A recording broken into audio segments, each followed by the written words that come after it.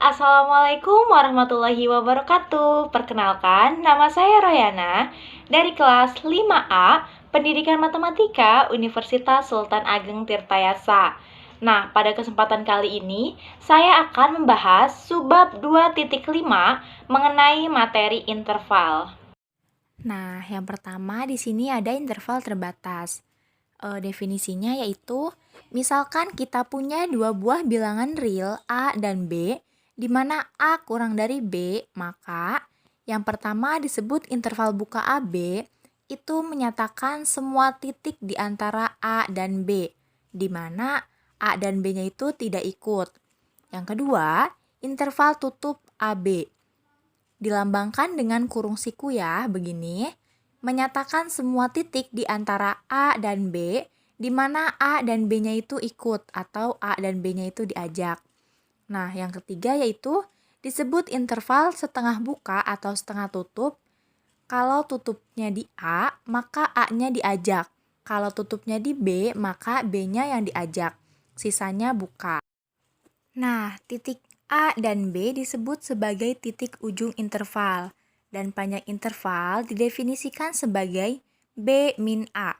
Jadi, batas ujung kanan dikurang ujung kiri, terlepas dari A dan B itu masuk atau tidak ya. Nah, selanjutnya, interval-interval ini disebut interval terbatas. Kita bisa lihat juga ya bahwa panjangnya itu terbatas. Nah, kita lihat titik yang berada di antara A sampai A, di mana A-nya tidak ikut yaitu himpunan kosong. Dan himpunan A tertutup sama dengan A. Nah, selanjutnya ada interval tak terbatas. Definisinya yaitu, misalkan kita punya dua buah bilangan real A, B, maka disebut interval buka tak terbatas, itu ialah interval A sampai tak hingga. Di sini tak hingganya simbol, jadi menyatakan bahwa himpunan titik-titik yang lebih besar dari A, di mana A-nya itu tidak diajak. Kalau minta hingga sampai B yaitu himpunan titik-titik yang kurang dari B, di sini kurang darinya tanpa batas mengecil terus ya. Nah, yang kedua yaitu interval tutup tak terbatas, yaitu kalau salah satu ujungnya tutup. Jadi, kalau A sampai tak hingga, maka A-nya diajak. Nah, yaitu kumpulan titik-titik yang lebih besar dari A, dan min tak hingga juga begitu. Nah, di sini ada bilangan real didefinisikan sebagai himpunan min tak hingga sampai tak hingga. Nah, perhatikan ya, bahwa min tak hingga dan tak hingga itu bukan bilangan, hanya sebatas simbol. Selanjutnya ada karakterisasi interval. Misalkan I merupakan suatu interval, apapun itu bentuknya ya, mau itu buka, tutup, atau setengah buka, setengah tutup, dan kita punya dua buah bilangan X dan Y anggota I, di mana X-nya itu kurang dari Y, maka jelas bahwa semua titik-titik di antara X dan Y ini juga akan merupakan anggota himpunan yang sama interval I. Atau bisa dikatakan bahwa interval buka XY ini akan merupakan subset dari I. Sekarang pertanyaannya, apakah sebaliknya berlaku? Jadi, kalau seandainya kita punya himpunan yang memiliki sifat ini, ketika X kurang dari Y, maka sembarang titik-titiknya di situ juga anggota interval yang sama. Maka kita akan tunjukkan bahwa yang memiliki sifat ini pastilah merupakan suatu interval. Nah, ini teoremanya. Jadi, misalkan kita punya subhimpunan di bilangan real dan minimal memiliki dua anggota dan memiliki sifat ini, maka S pastilah suatu interval. Nah, selanjutnya di sini ada interval bersarang. Jadi, barisan interval IN disebut bersarang jika I1 memuat I2, I2 memuat I3, dan seterusnya. Nah, secara umum, IN memuat IN plus 1. Nah, kalau digambarkan akan seperti ini ya. Contoh, IN sama dengan selang tutup 0,1 per N. Maka bisa dicek IN memuat IN plus 1 untuk setiap N anggota N. Jadi misalkan I1 selang tutup 0 sampai 1, I2 selang tutup 0 sampai setengah, I3 selang tutup 0 sampai 1 per 3. Jadi I1 memuat I2, I2 memuat I3, dan seterusnya.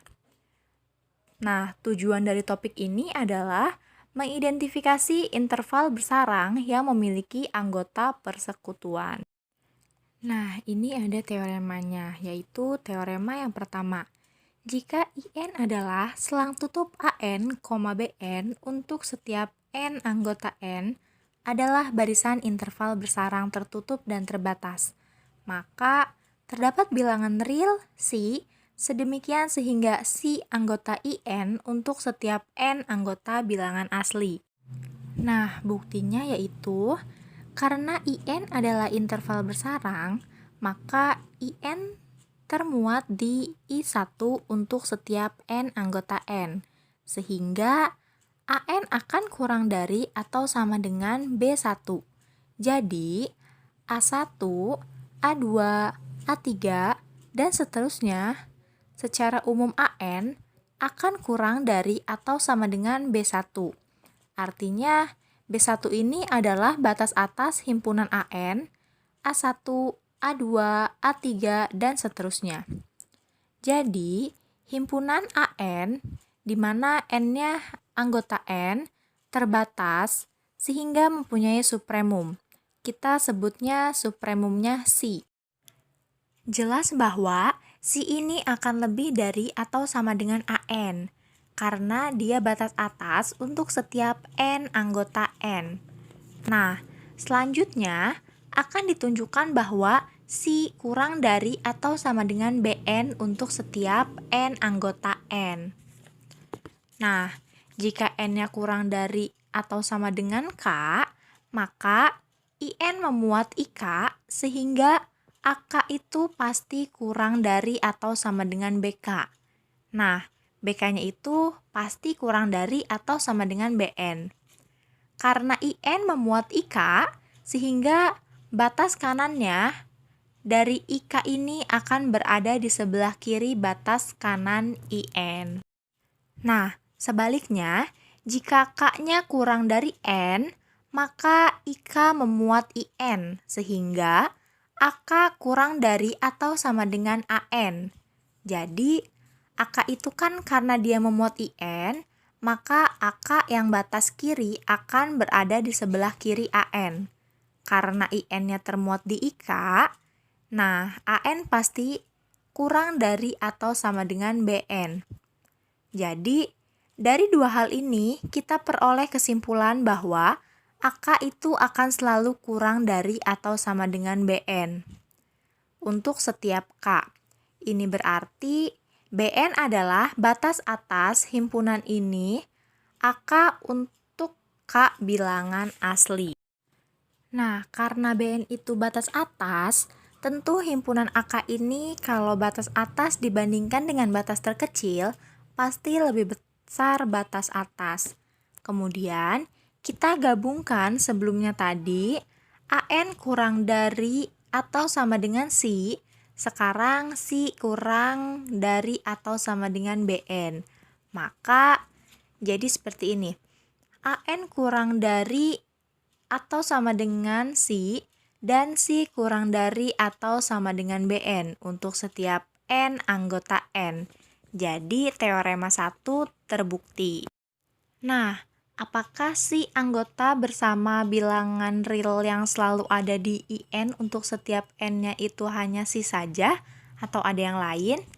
Nah, teorema 2 inilah yang menjawabnya. Bahwa jika panjang intervalnya itu sangat kecil atau untuk setiap BN min AN, itu infimumnya sama dengan 0. Maka, anggota bersamanya tunggal, yaitu si saja. Sekian penyampaian materi terkait interval yang dapat saya sampaikan. Kurang lebihnya mohon maaf. Wassalamualaikum warahmatullahi wabarakatuh.